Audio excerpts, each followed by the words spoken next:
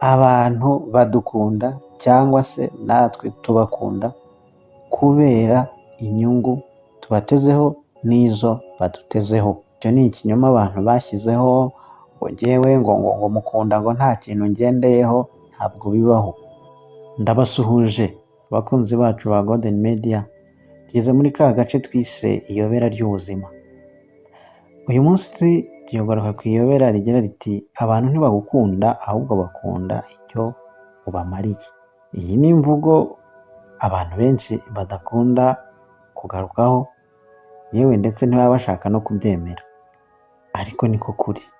Buriya mu buzima busanzwe twese tugira inshuti, buri wese agira umuntu yita inshuti, ariko ikintu tutajya dushaka kwitaho ni ukureba ngo ese iyo nshuti kuki ari yo nshuti mfite mu bantu bose tuziranye, mu bantu bose twahuye, ese kuki ari we nabashije kugira inshuti, ese kuki uriya nanjye amfata nk'inshuti.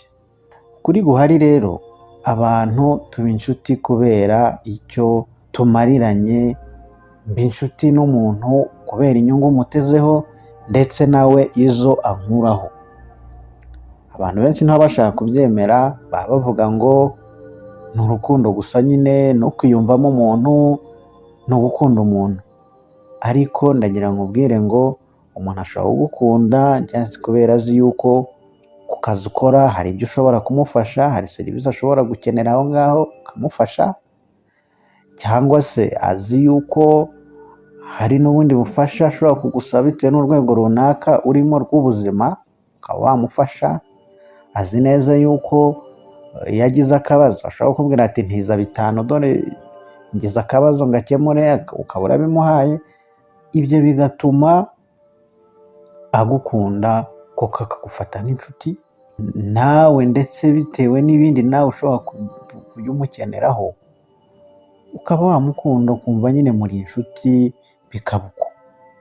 Ariko ndagira ngo nkubwire yuko kugira ngo uzabone ukuri, igihe ibyo byose mwakeneranagaho bizaba bitagishoboka, swat ubufasha umuntu yaragukeneyeho bigeze aho abona yuko utagishoboye kubumuha, rwa rukundo ruragabanyuka.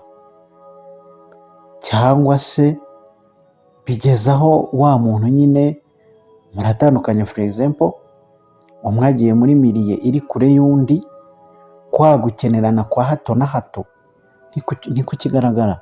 Aho uzahita ubibona, wa muntu mwahuraga buri munsi mugaciringa, iyo agiye kure yawe ho gatoya ntago mwongera guhamagarana, ntago mwongera kugira bwa busabane.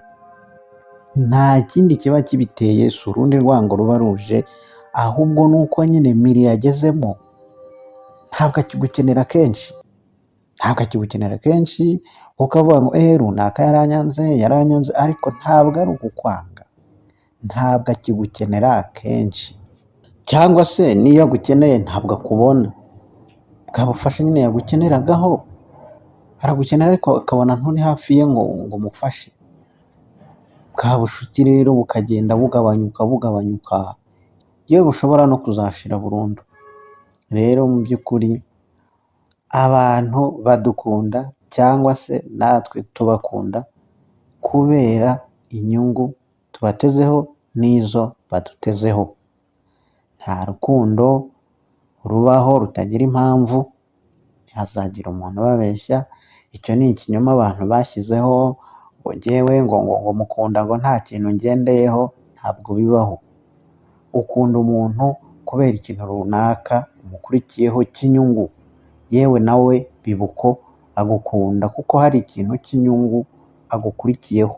Kibaye kidahari nta rukundo rwose rwashoboka. Ndabashimira kuba mwabanye natwe. Nimba wakunze ino video wayisangiza bagenzi bawe nabo bakayimenya, ugakora subscribe kuri ino channel yacu ya YouTube, ukajya ukomeza kubona n'ibindi biganiro tubagezaho. Imana ibahe umugisha.